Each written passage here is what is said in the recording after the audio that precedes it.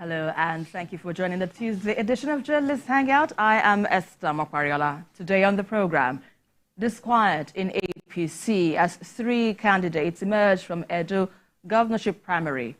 And later on the show, food prices drop in Kano, Taraba, Kwara, Niger states as rice millers blame middlemen for rising prices.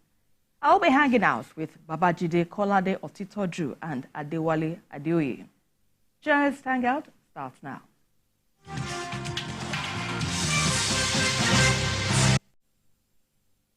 Right, let's begin with the war against crime as security agencies battle to keep Nigeria safe. The Rivers State Police Command confirmed the death of a wanted cult leader, Gift Okpara, also known as Tubaba, who was declared as the prime suspect in the murder of the divisional police officer of Ahoda Division, Bako Agbashim, in September 2023. Well, the spokesperson of the State Police Command, Grace Iringe Koko, said intelligence reports revealed that the wanted cultist was killed in a recent joint raid in Idu Ekweya community of Ahoda East local government area of the state. BKO, let's start with you on this matter. Looking at how the police were able to get this wanted killers since 2013. No. 2023, apologies, rather. What do you make of the time for them to have gotten up to this point, considering the level of insecurity that the country has experienced in time past?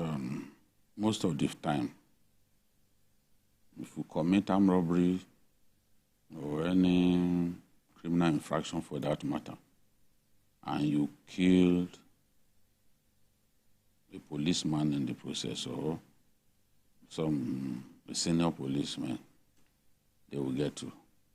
They will get done. That's why a lot of us are convinced that the Nigerian police has the capacity to do a lot more than it is doing. I remember some years back when I was still a tabloid editor, some policemen attached to the airport division, they were escorting a bullion van loaded with money, and they put the policemen in a 504 station wagon. There were obviously too many in the car. And when you do that for people who are armed, if they come under attack, they stand no chance of any form of response because you cram them into the vehicle like sardines. So how do they respond quickly to maybe a hailstorm of arms fire from the enemy? Attack. So they killed those policemen that day. And as we were discussing in our newsroom after the reporter filed the story, we were all convinced that they will get those guys. They will certainly get them. And the police got them. Every one of them. You know, every one of them. And even at that time, some of the technology that we have now, we didn't have. But when the police sets out to do its job, you can count on them. This DPO that they killed was particularly very charismatic, very diligent, very committed to his work. And it was such a tragedy that after he led an operation, to the area where these cultists were operating, they ambushed him, killed him, mutilated his body, and even videoed themselves doing it. No provocation can be bigger than that. And I was hoping that with Disu at the end of our affairs as CP in Rivers, having led the RRS, having led the IRT, the Intelligence Response Team in Abuja, he had the capacity, the experience, and the know-how to get that job done. I knew that they would get these guys. Before now, they got his colleagues. he got them. It was Tubaba that they kept looking for. But I guess it was difficult to catch him alive, and they had to take his life in the course of a raid, which again makes sense. If you cannot get hold of him physically without endangering the lives of your men, you can still take him out. It's accepted, because they too continue to kill our security men as if the lives of our security men don't matter. Right. We have to defeat cultism, especially in Rivers State. And talking about defeating cultism, Adewale, we understand, even though this court leader has been killed, but there are concerns perhaps there could be a successor. But what steps can be taken to perhaps prevent an emergence of new successors in criminal organizations like this? The first thing we should understand is cultism, violent cultism. We've had organizations in Nigeria that were never violent. But I think it began in the late 80s, partly due to the collapse of public trust in security institutions. Individuals were looking for a kind of a refuge to seek protection. I remember in those days, in the 80s, we had court in our universities and all that, but each time when you want to have demonstrations against government, they will come, and then join until it became violent institutions that, students, individuals who felt that they were looking for justice, they could not get it. They will look for, illegitimate means to seek justice, and sometimes, most of the time, violent means. And now I think it has assumed a life of its own. That is now a major problem across the country. I think it's also compounded by the fact that some of them are also pawns in the political game. They are well connected with political class, especially in the post-1999 years, where you can, unlike now, that you come to power, you can rig election, you can snatch ballot papers. So they were clients to a lot of political actors, especially in Rivers State. They were emboldened by the state, and they became so confident that there's nothing they could do that nobody will be able to arrest them. And you could see in this kind of case that after killing a DPO, he had the confidence to even show the film, because he felt that, look, if it's a matter of, there are godfathers who will be there to always protect him. I think dealing with cultism is an institutional problem, and we need to start from primary and secondary school, and also from the families. People need to be educated to know that if you live by the sword, there is high prospect that you will also die by the sword. And you cannot sustain a life of violence. One day, one time, justice will catch up with you. I cannot recall any violent criminal in the Nigerian history that's never been caught. Whether it's Yenusi, whether it's INEC, they will have a moment of euphoric reign.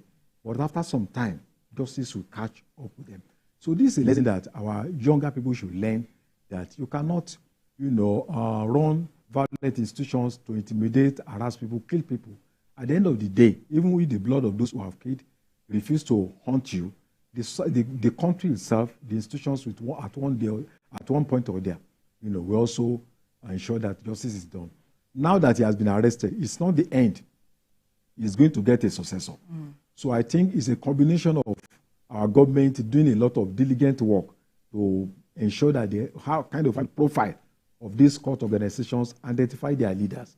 Those that can be rehabilitated should be rehabilitated through education, through constructive engagement. And those that that refuse, to leave this kind of evil organization has to be dealt with, through the means of, through the law. I remember when Obasanjo came in 1999, he started a program of trying to bring them together, but it didn't last long because vested political interests also hijacked the opposition. They were not interested in genuinely addressing that problem of cultism. It's a major problem because you cannot have a prosperous country where armed guns, armed non-state at all. You imagine the kind of weapons that were found with him, AK-47, rifles, pistols, shams, and even human skull. So I think it's a big challenge that we need to deal with in this country. And indeed. Let's quickly move on to our next issue of discussion, where drama and controversy are trailing the governorship primary of the All Progressives Congress, APC, in Edo State. Now, two other candidates are laying claim to the ticket of the party after Governor Hope Uzodinma of Imo State and the chairman of the APC Primary Election Committee declared Dennis Idahosa of the House of Representatives winner of the primary. While the returning officer of the primary, Stanley Waja, also declared Monday Okweholo as the duly elected candidate, while Anemeru Dekari is also laying claim to the ticket. But the APC national leadership said the only recognized candidate is Idahosa, who was declared winner by the Uzodinma committee. BKO, they usually say a house divided against itself cannot stand. But with this development, what do you make of this ongoings in the APC, especially handling its own internal democracy? What do you make of this? It will continue to happen if party leaders turn contests within the party to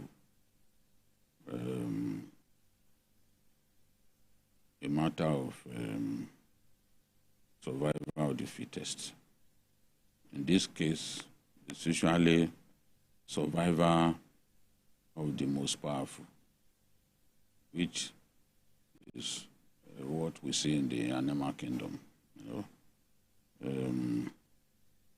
Some animals are quite strong. They stand a big chance of survival. Others hardly survive because they've not got the strength and they are not social enough to hunt in packs. When you look at the African bush dog, for example, they hunt in packs and their success rate is extremely high. So the chances of winning together, dying together is high. In this case, what we usually see is powerful people within the party. They make up their minds who to support. They work with the leadership of the party, and they just go to the primary with their mind made up about who should be the standard bearer of the party. If you do that and you exclude others from the decision making, definitely they will revolt against the party. What we are seeing by way of parallel primaries is a kind of revolt against the party. And we saw this coming because when the party leader, Oshiomhole, began saying that they were going to screen and prune down the number of aspirants, some of the aspirants kicked against it because they felt that they would never get his support and that with Oshiomhole carrying on, screening aspirants, they do not stand a chance. Because with a party leader, you know where you stand. Some will have quarreled with such individuals, so they will imagine that if he had the chance to stop them, he would just do it. He would not give them a second chance. So there were those who opposed the idea of pruning down the number in the first place because they felt that they would be screened out of the contest. And the NWC was pussyfooting, whistling and tongue twisting at the same time by saying, no, only the NWC had the mandate to prune down candidates, that whoever has paid for the nomination and expression of interest form has the right to contest. But what did we see? In the end, all of those people that I talked to you about were eventually shunted aside. A good number of them went and conducted their own primaries somewhere.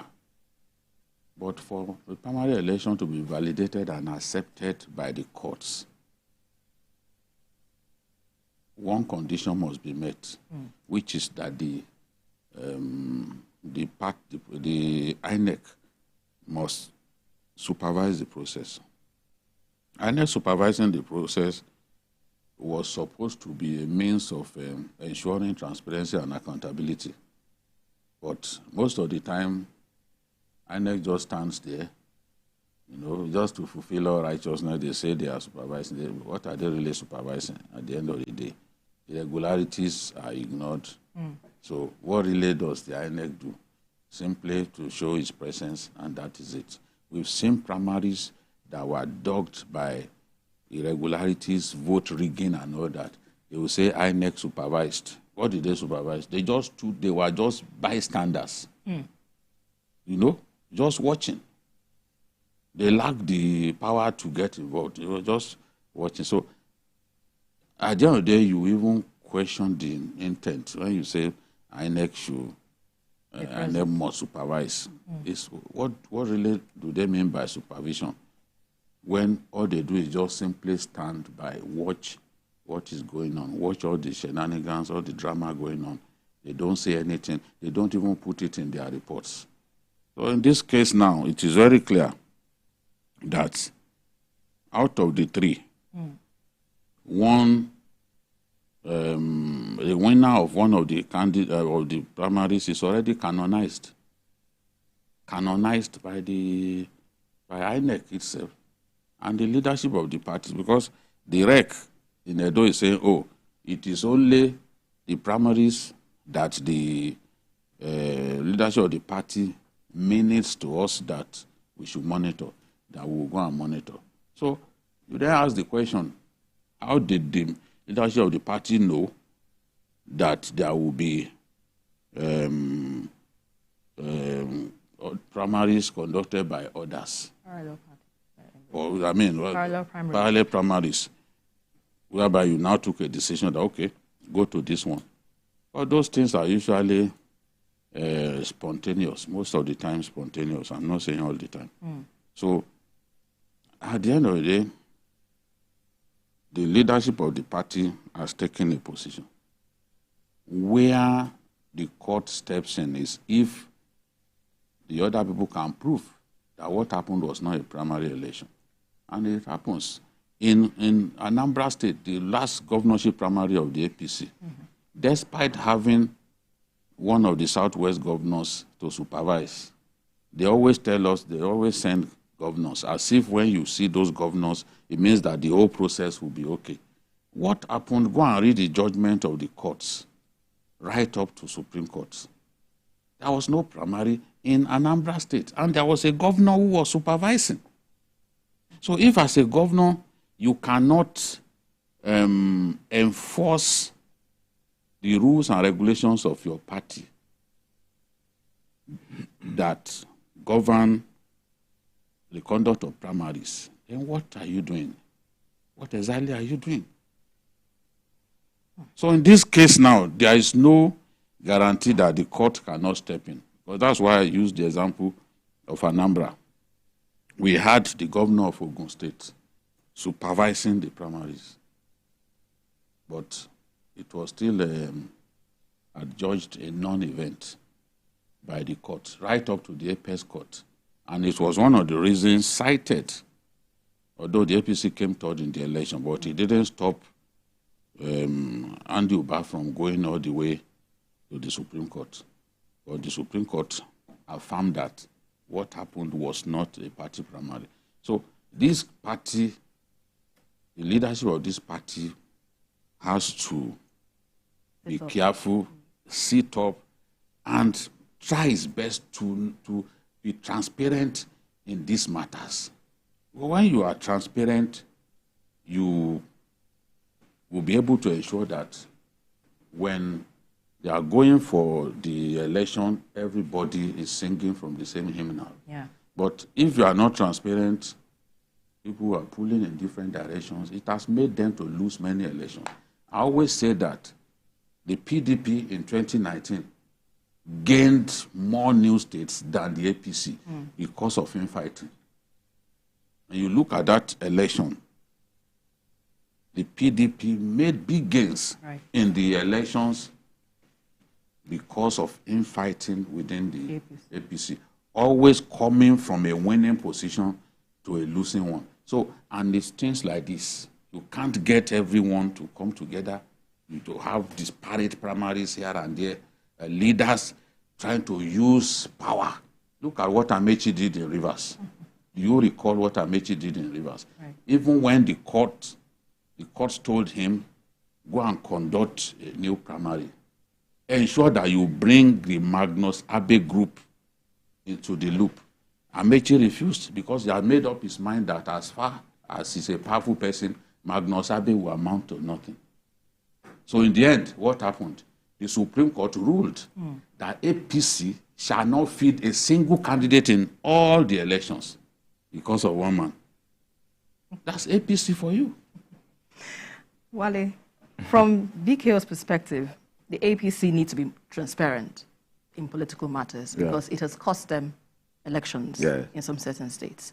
But even as the party gears up for the elections in Edo, a few months from now, well, September actually, how do you see this affecting their chances in the Edo governorship election? Do you see a repeat of what happened during the time when the case was also... The one major issue here is that if we define democracy as government of the people, by the people, and for the people, I think we have seen consistently, the absence of people in terms of content, of democracy in electoral politics in Nigeria. Because we are talking of primaries, either direct or indirect. It means that people must come and choose the person to represent the members of the political party.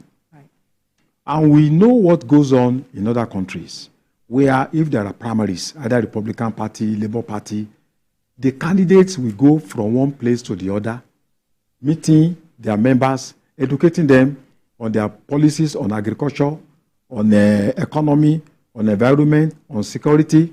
So the masses who want to vote, or members of the political party, are convinced, based on the programs of the candidate, also vie for election in their party. But that is absent in our contest here. All the three candidates we are talking about in Edo State, when did they go round to talk to the people, to convince them? The people just went to the field to queue behind probably godfathers. So it's like we have three main godfathers now that are contending. Each one has come up with its own candidate. So in all of this, it is the people that has been excluded from democratic principles. And you have a situation where the party has become more or less like, something that is no longer owned by the people. It has become a kind of stock exchange where the shares are owned by few individuals. The people are just to make up the idea that, okay, we have democracy. So I'm really sure, because if you look at even the figures released by the various candidates, one said one of the candidates had 40,000. Then one said the winner had 12,000. So you can, and they even had the primary in the home of one godfather, and announced, the result in the home of one of the godfathers. So the fact of the matter is that this is definitely going to affect not just development of democracy in Edo State, but also development of democracy in Nigeria. People all over the world will be laughing at us that what are these people doing? It's going to affect the quality of governance. Right. Because this man is not coming there on the platter of people's support. It's coming in on the whims and caprices of one individual. And there's no guarantee that he will not even betray that individual, because we have seen that happen over and over. But when we are talking about APC, it's not even APC alone. Look at what is going on in Labour Party, even to account for money spent for elections. So the smaller parties, you may think, oh, they are better. They are the same. They are not better. They are not better. Go to when they hold their primaries. In fact, you have one village tyrant there, dictating who will emerge. So it's the same. Even in our local elections, NANS elections, Labour elections, it has become a recurrent character in our democratic institutions. So it's going to definitely affect APC, but wait for PDP primary. I'm almost sure a similar thing, not the same, will happen. So I believe that the APC still has the opportunity to reconcile, to correct this anomaly. But if they go into this election divided, even if they win, the legacy of the process, the faulty process will have been laid. Nikhil, before we leave this issue, how do you think the APC can resolve this dispute in terms of correcting this anomaly? I would love to see a primary election that binds the party together. I would like to see maybe a fresh primary election conducted with the Yamu group involved, and other people who feel betrayed, because the Yamu group is also a prominent group within the party. You will never know how important someone is until it begins to work against you. And we've seen that happen, causing them to lose some states, especially in 2019. And even 2023. So if they can do a fresh election, for example, a fresh primary election with everybody involved, then chances are that when they are going to the contest, they are going to it a stronger entity. But if that doesn't happen, for a party that is struggling to take over power, I heard one APC member saying on TV yesterday that Edo is APC is Edo. He said this one is a very deluded fellow. His PDP is in power in the state. PDP defeated you in the governorship election 4 years ago, and you are saying Edo is APC, APC is Edo. How can you lie openly like this without shame? So they need to come together and have a primary election acceptable or accepted by all. Right. That's my view. Sometimes the courts can compel a fresh primary election. Remember the joke that happened in the joke of primary election that happened in Taraba involving this same party. The court had to order a fresh primary election. So these things happen. Sometimes they order a fresh election. And I've seen that when they tell you that, direct primary is more transparent, there is no primary election that can be manipulated by these powerful party people. They can manipulate anything, whether it's direct primary or indirect. They are counting. For example, direct primary, they get to 50 and they just move to 80. The next person, after you count, I've seen this thing even in videos. The last person that was counted was 80. And then without shame, you move to 100. You can't do that now with everybody watching. But what the Nigerian politician cannot do does not exist. Well, on that note, let's quickly go on a very quick break. We'll have more discussions. You're still on to Journalist Hangout. Do stay with us.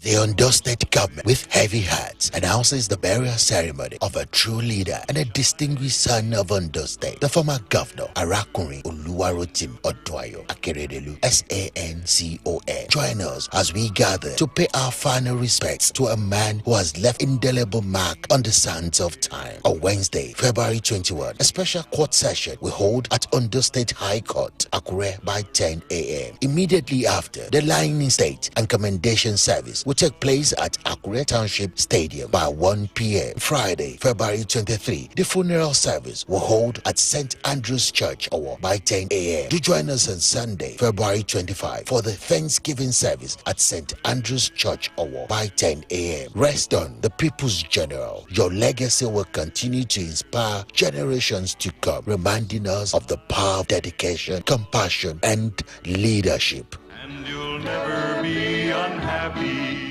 The House Committee on Local Government, Traditional and Chieftaincy Affairs of the Taraba State House of Assembly wishes to invite the general public for public hearing on the Taraba State creation of 1 rotational first-class chief and 3 third-class chiefs in Takum Town.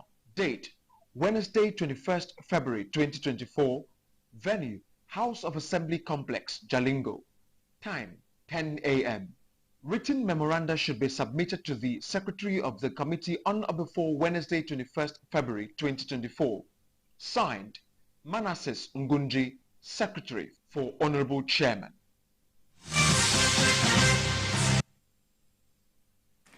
While Nigeria is crying foul over dwindling revenue, the country has allowed leakages in the name of tax waivers. The Senate, through its Committee on Finance, frowned at the 17 trillion naira loss incurred by the country on tax waivers in the last 5 years. Now, the senator representing Niger East, Sani Musa, urged the Federal Inland Revenue Service, FIRS, to increase its revenue projection for the year, suspend the tax waivers being largely abused, and substitute it with a rebating system. The Senate called for a total stop to the waiver of tax to selected corporate organizations. Adewale, let's begin with you on this. What do you first of all make of the huge loss that the country has, in a period of 5 years? Yeah, 17 trillion naira.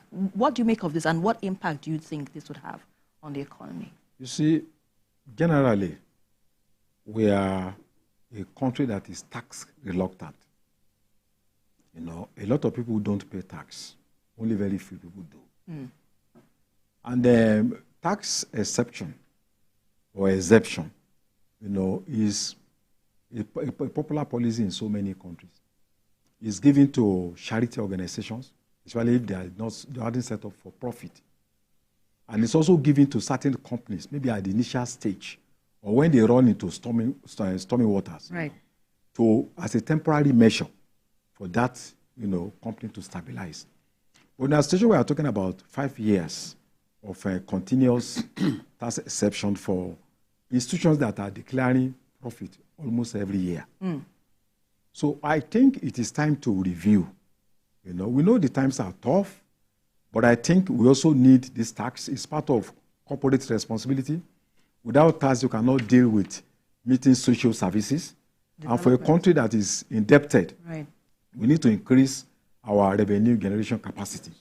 So I think I support what the federal government is doing, the Senate, the order, because we are targeting 19 trillion. If we are to meet that target, I think we need to do away with this exception.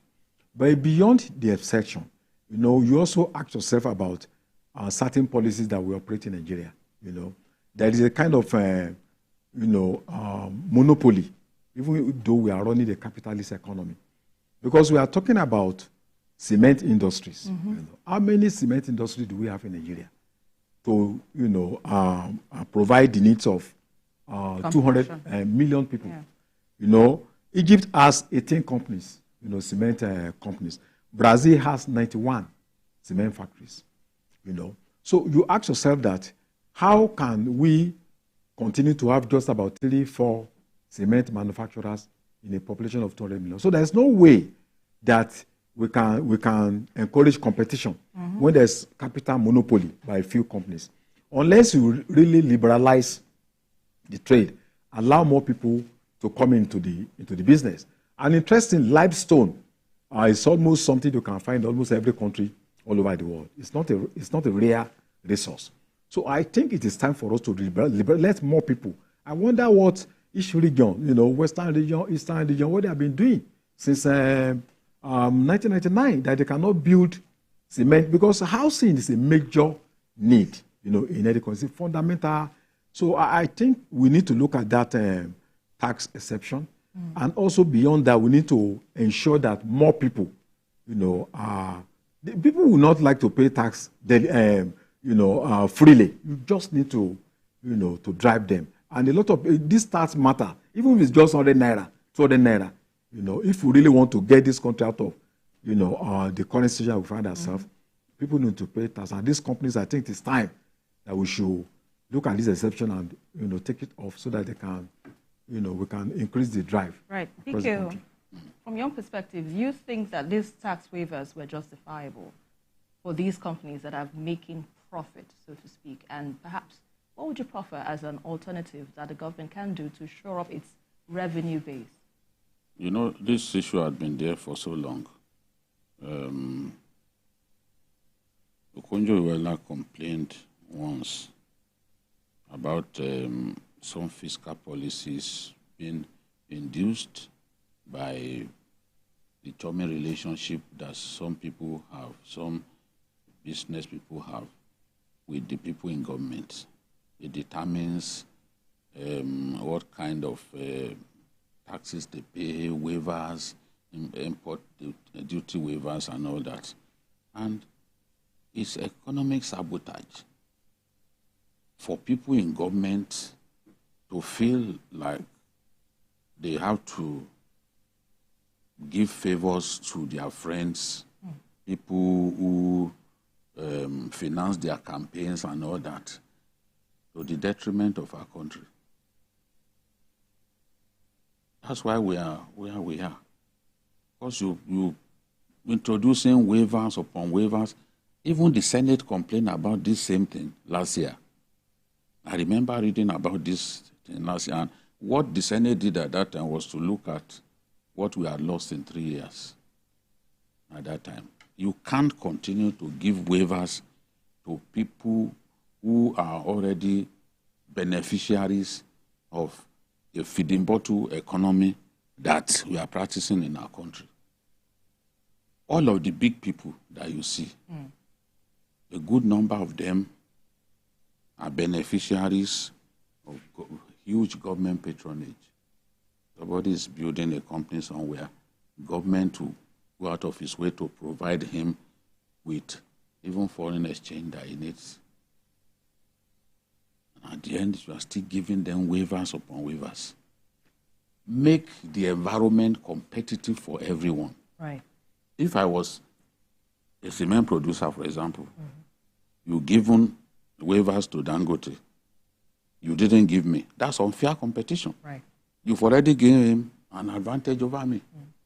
And in the pricing war, I can't compete with him by the sheer size of his company and the fact that at the end of the day, because he's getting waivers, what he commits to production may not be even anywhere near what I would need to commit. Yeah. I know that in the kind of economic transition that we are going through, you will need to bend over backwards. You need to come up with some measures that will relieve businesses of some of the burdens that they are carrying, relieve even individuals of some of the burdens that they are carrying. But it's the abuse that they are complaining about. It's the abuse. Even the decision to let NMPC and the rest of them build roads is also being abused because it's not free. You're giving them some form of tax holiday because they've undertaken to fix roads. At the end of the day,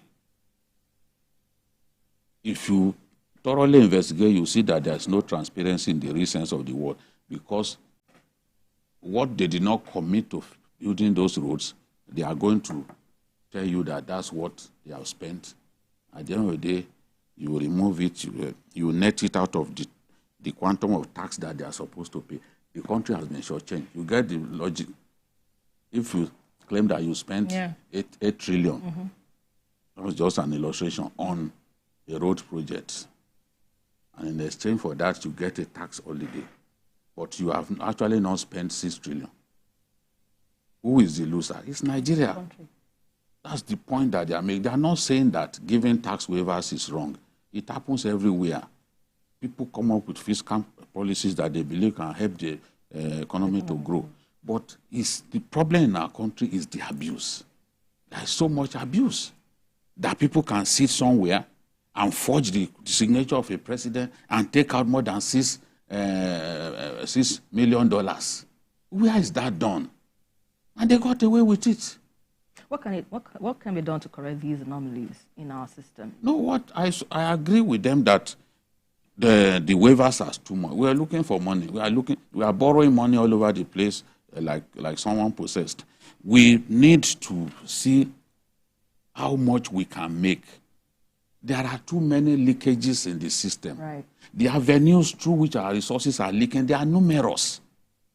A serious government will come and block those avenues. Yeah. You don't have to create new taxes. But if you make the collection of taxation more efficient, more money will come in. And part of it is what they are suggesting to this, to Adedeji and co. Stop these waivers to people who do not even need it that much. It's a tragedy in our country that the people who need intervention the most, they never get it. You see them, they watch some industries die. Because the little intervention that government can come up with, government will not come up with. Instead, they will give that money to people who really do not need it, who will not impact the economy after you've given them. It happened in the aviation sector. We watched Chachangi. Chachangi was the market leader in the 90s. We watched Chachangi die. And it had a 100% safety record.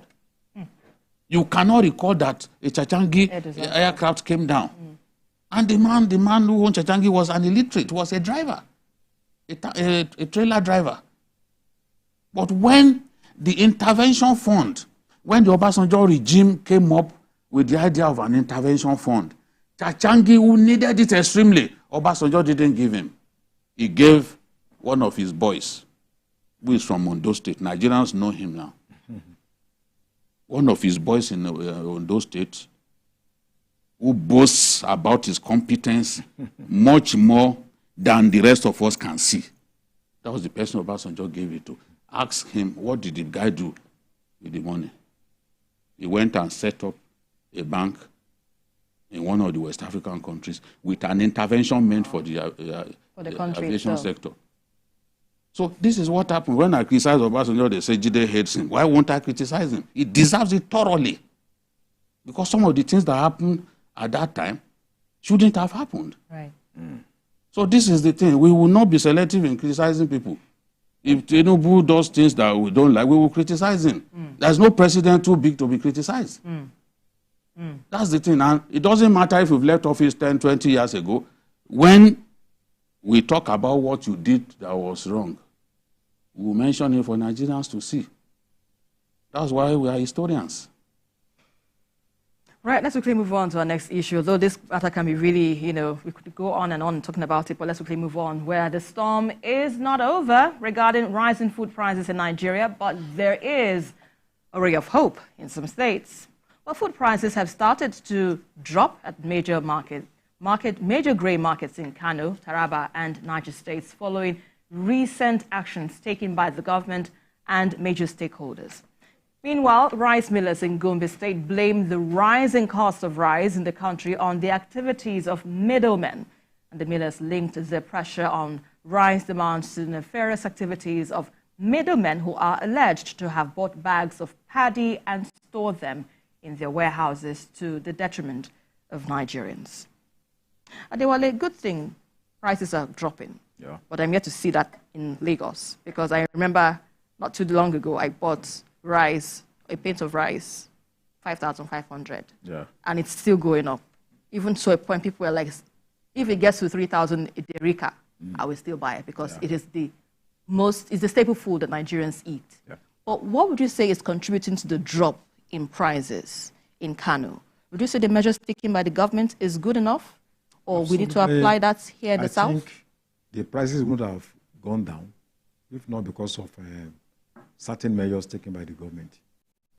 When the president came back, from his last trip, he had meetings and certain decisions were taken.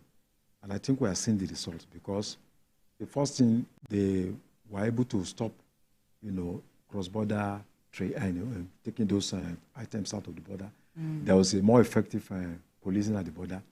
Then they also went after people that were hoarding, grains and all sort of. So automatically you expect some level of surplus, and it automatically brought the prices down. Sometimes up to 10,000 naira, 5,000 naira. The prices of sorghum, rice, beans, went down drastically, because it's a function of demand and supply. When you have more in the market and be able to meet demand, need. So I think that's a very it shows that government cannot leave the economy to what they call market forces. There must be intervention by the government, decisive intervention, because human beings generally are driven by, primitive profit. And if you don't take action, some people want to make 300% profit on everything that they sell.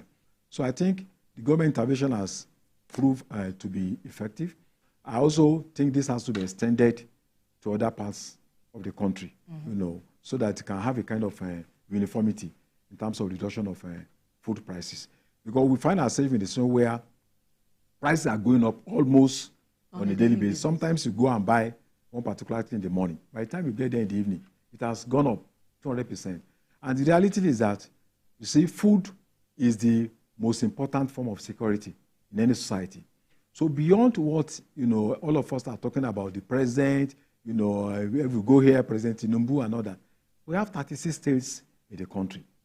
You see, if you look at some of these items we are complaining about, whether legumes, whether vegetables, whether lettuce, whether grains, between 30 to 60 days, you can grow, these vegetables.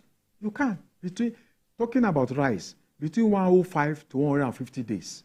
Talking about yam, That's 5 months. In your own... Yeah, I mean, if states want to really go into food production, right. Even when you are talking about boilers, within 7 weeks, within 7 weeks, you can, 7 weeks, if you are even talking about cow, between 18 months and 2 years, what have we been doing since 1999? How many states can you go to and then you say, okay, I'm looking for, you see them in newspapers, they have, done this, they have done, but go to those states and tell them to show you, local governments, 774 local governments, how many of them are involved in production, plus agricultural products. And if you go to this local government, you see the chairman using a car that is worth 25 million naira. But just look for farm that is worth 5 million naira, you are not going to find it. Go to Ministry of Agriculture, you see he lost bosses, worth 20-something million naira. With the commissioner sitting down there. Go to the field, let them show you their farm settlements. None. It's only recently, I think about 2 weeks ago, the state was able to distribute 50 kilograms of 10,000 bags of grains. Watch what is going to be the impact in the next 4 months when those things begin to, So we need to go beyond. We need to go look at, parties' old meetings. Right. What meetings every month? What do they discuss there? They are discussing about, how the senator, the House of Rep, what is going to distribute in one local. They are not discussing about agriculture. They are not discussing about translating the vision, hope, renewed hope into reality in the rural areas. Right. And you find out that the best hustler in those words will end up being the one that will nominate for councillor. Will be the one that will go to House of Rep. So when you are talking about agriculture, it has to be a party policy that party members should endeavor to implement in all areas where they are active. Right. So I think, for instance, if a state governor gives instruction and say, look, every civil servant, I'm giving you 1 week, you must have farms, and let the governor show by example. Let him also set up his own farm. Let us sit on, where there are no agrarian, where we do, it's not an agrarian society, like Bayelsa or Lagos. The governor can set up fisheries. Let us sit on video where the governor is going to one cottage, sitting down there overnight, and then eating roasted yam, and then we are seeing, it's going to inspire people. So it's not of this talking on, statements in newspapers, on social media. We want to see our leaders inspire us through practical actions. We have arable farms, so we need to go back to farms, and we have to show the seriousness through the actions of our leaders. Indeed, through the actions of our leaders need to inspire the people to act in terms of agricultural production. VKO, would you subscribe to this? Because in Lagos, he just mentioned that we perhaps don't have the land, we don't have the farm for such. We could go into fisheries, but what would you propose as an alternative for states like Lagos and in the south to, improve agricultural production in the country, in their states? Every state has the capacity to do a lot of agric production. It's just that most of the governors do not really care. They don't think it's an issue. Now people are starving. They've seen that food security is a major thing. The reason people are protesting is the rise in food prices. It has nothing to do with availability of cost food. of transportation. Right. No, they want to eat, looking for what to eat. It's a good thing that in Kano, which is one of the big food production centers in our country, prices are coming down in Taraba.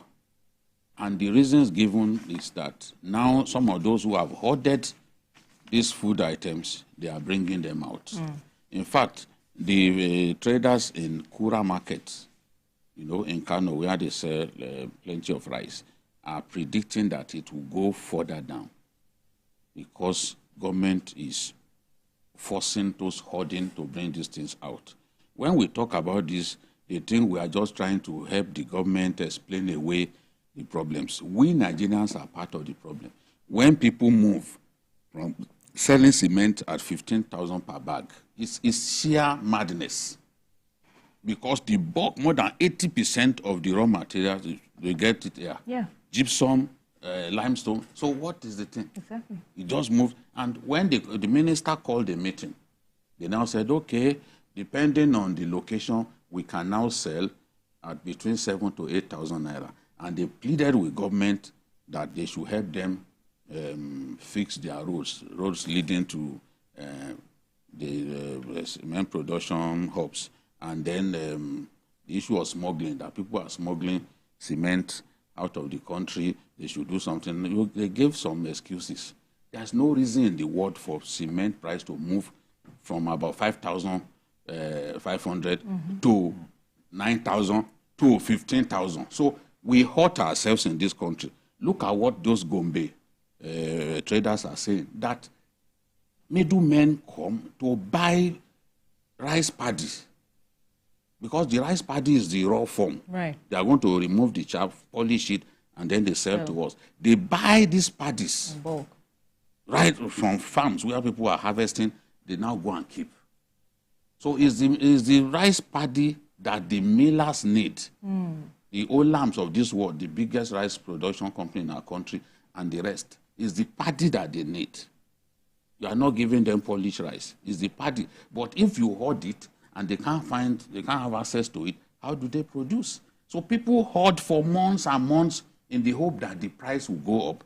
They can now make 10 times the profit that they should have made. So now piling pressure in this way, blocking people from taking food outside of our country to sell in Niger. They are selling food. I heard the senator talking about that. They now take Nigerian produce, agri-produce, as far as Central African Republic because our currency is weak. So some of these problems are self-inflicted. Let's tell ourselves the truth. You can abuse Tinubu the way you like. It's your right. Abi? It's your right. Abuse him. Curse him. In your mind, it's only one person that is behind this whole problem. But we Nigerians, we are part of the problem. We create some of these problems. If you are selling tomato, how is tomato price related to foreign exchange? at all. To dollar. And a lot of things, even Gary, the moment other food items went up, Gary too went up. So this is what we are doing to ourselves. And if government continues to just sit back and leave people to determine prices the way they like, they are going to do their utmost to bring down the government. So what government must do is to enforce some of the measures that they've taken. Right. Stop people from pushing produce across the border because the rest of us will starve. If you sell everything that comes out of here in Niger, in Chad, in Central African Republic or Cameroon, we must have access to some of them here. That is, government must ensure that happens. Immigration, custom, they must do their job to ensure that happens. Then, those undesirable elements who go to buy up produce from farmers in the rural areas and then go and lock them up in warehouses, they must be identified. The things that they are holding, they should be relieved of the things that they are holding. So serve as a lesson to them. I can tell you, as those people in Kano that I spoke with have told me, from the signs that they see, the price will continue to go down. Right. And you talk about Lagos. If it continues to go down over there, there's no way we won't be affected. Or we're in the same country. Some of those food come from that side. So we will ultimately be affected, but we also need to stimulate agricultural production. Right. Yes. Right. That will be the long-term solution. Right, and that's it. Well, we have to leave it, gentlemen. Thank you so much for your time On the program, BKO as usual, Babajide Kolade Otitoju and Adewale Adeoye. It's a pleasure to have your thoughts on Journalist Hangout. Well, that's where we leave it, folks. Join us again for another episode of the program tomorrow. You can also watch a repeat broadcast of it tonight at 11. You can also join us again on Sunday from 1:30 to 3:30. And we are also on YouTube at youtube.com/TVC News Nigeria. I am Esther Mokwariola. Bye for now, and God bless Nigeria.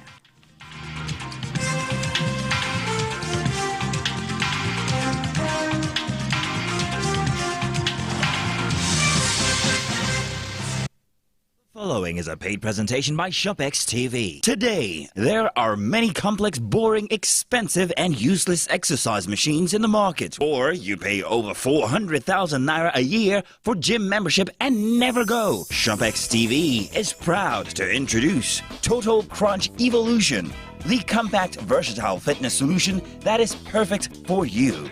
With Total Crunch, you get a complete fitness workout in one machine. Say goodbye to ineffective and complicated exercise machines. Now, you have the power to transform your fitness journey and get the body you have always wanted right in the comfort of your own home. Total Crunch is the efficient and effective way to build muscle, tone and tighten your legs, shape your back and pectorals, while strengthening your core and defining your abs. Now that's totally effective to get the body you want. With Total Crunch, your whole body works out at the same time. Only Total Crunch can put your whole body in motion as you burn calories and lose weight. Just one fitness routine a week will achieve serious results in 4 weeks. Total Crunch Evolution has enhanced the way I work out and the results I achieve. It's not just a fitness equipment, it's a life changer. This versatile, time-saving machine is perfect for anyone looking to lose weight or stay in shape. Trust me, this is the game changer you've been waiting for. With my busy schedule, finding time to work out and stay in shape has always been a challenge until I discovered the Total Crunch Evolution. It's a lifesaver.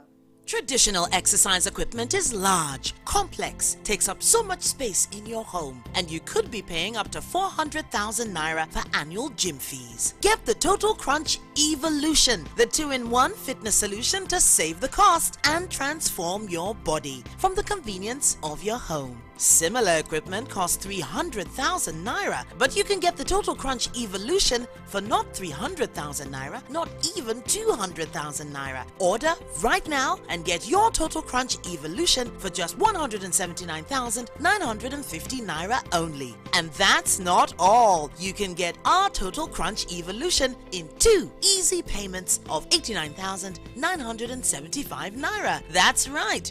Pay twice to get your Total Crunch. And remember, if you order now, you get the Total Crunch Evolution delivered to you for free anywhere you are in Nigeria. And it comes with a ShopX 30-day money-back guarantee. Call the number on your screen now or scan the code to place your order now. But hurry, limited stock available. The proceeding is a paid presentation brought to you by ShopX TV. At TVC News, wherever the big news story is happening, we're geared up to break it. TVC News, first with breaking news.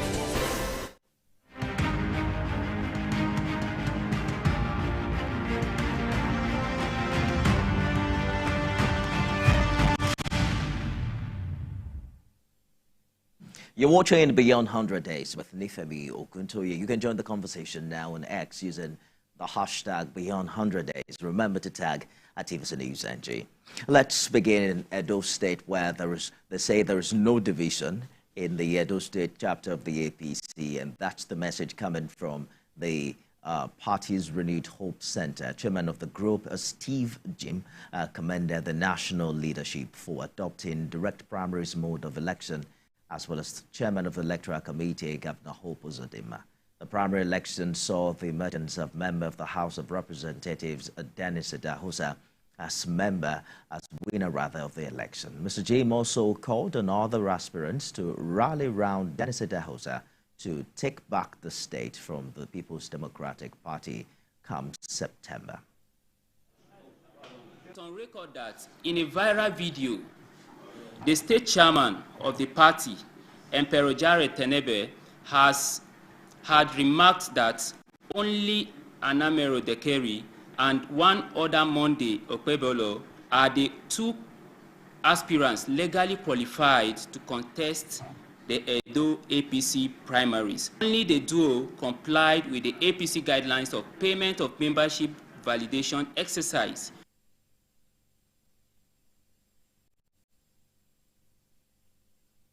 Well, a protest was reported at the APC Secretariat in Benin City yesterday following some insinuation